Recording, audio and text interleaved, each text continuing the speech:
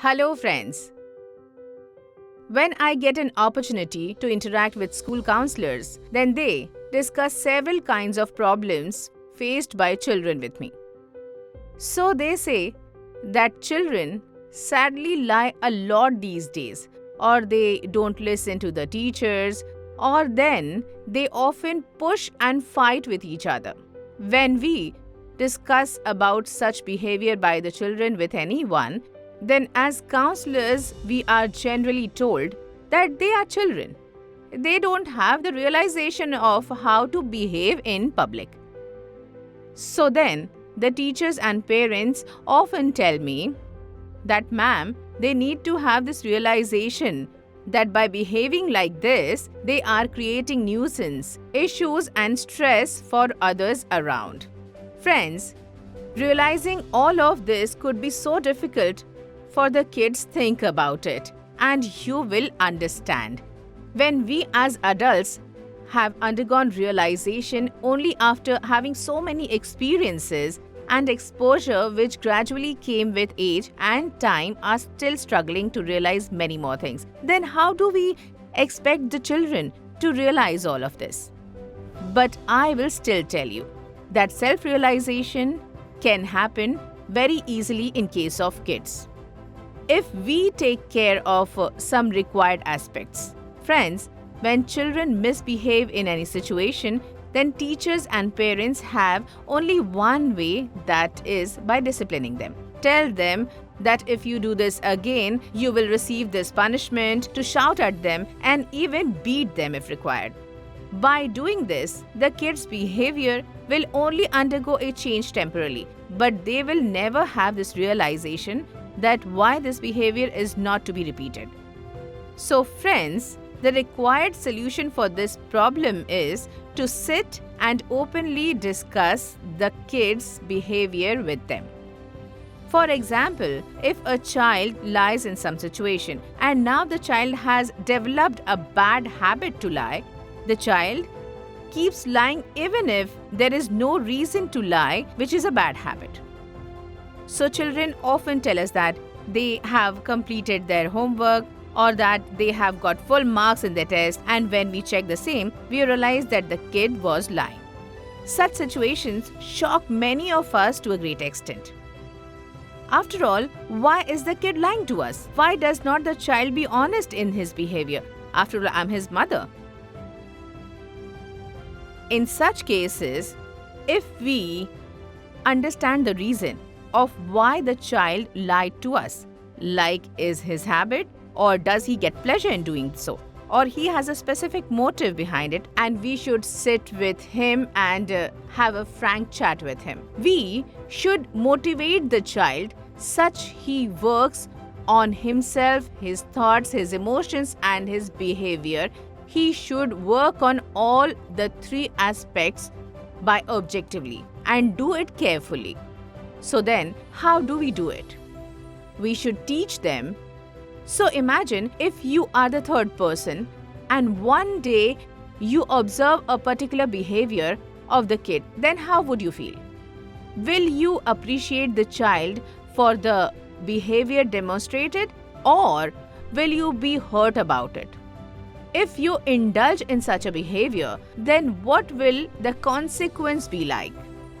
When we teach the relationship between behavior and consequences to the children, then they experience self-realization at that time.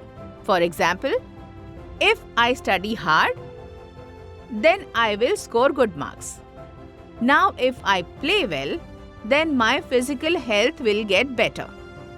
If I continue to play well all the time, then will I score good marks? If I continue to study hard all the time, will my physical health get better with time? Every behavior has a consequence. If I keep lying to people all the time for my benefit, then will people ever trust me in future? We heard a story during childhood on the tiger is here, tiger is here. And when the tiger actually comes, then no one came to rescue him. Please remember, when we as adults start having discussions with children by explaining many relevant examples, then gradually the children experience self-realization as to which of my behavior will have a consequence on myself, my parents, and my close classmates, the school I attend, which is very, very important.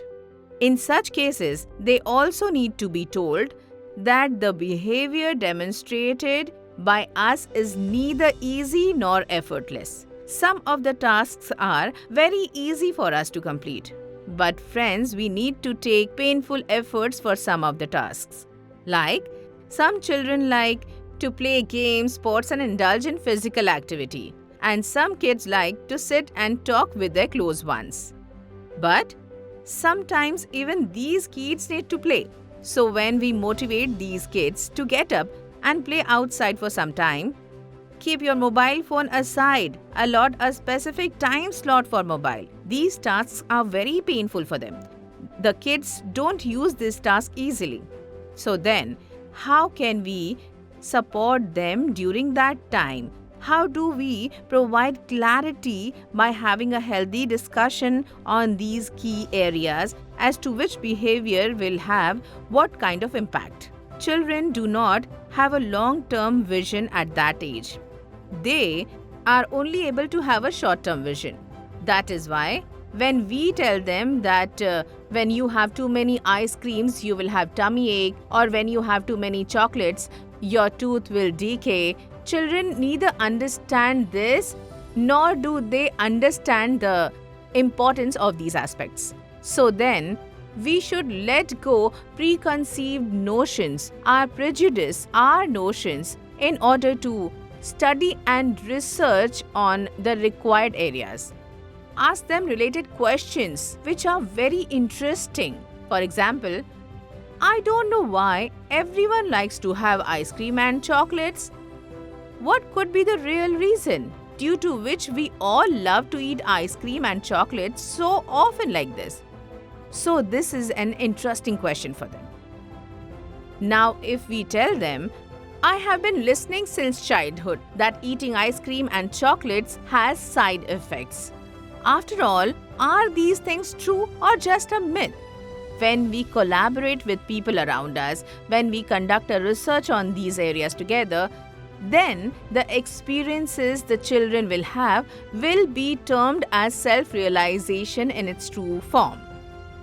Please remember, this self-realization will turn out to be a very useful, memorable and life-changing phase because they will learn to observe their behavior patterns and experiences. When they learn to observe things like this, they learn the important art of observation, identification and self-reflection. Then the kids will learn to regulate their emotions.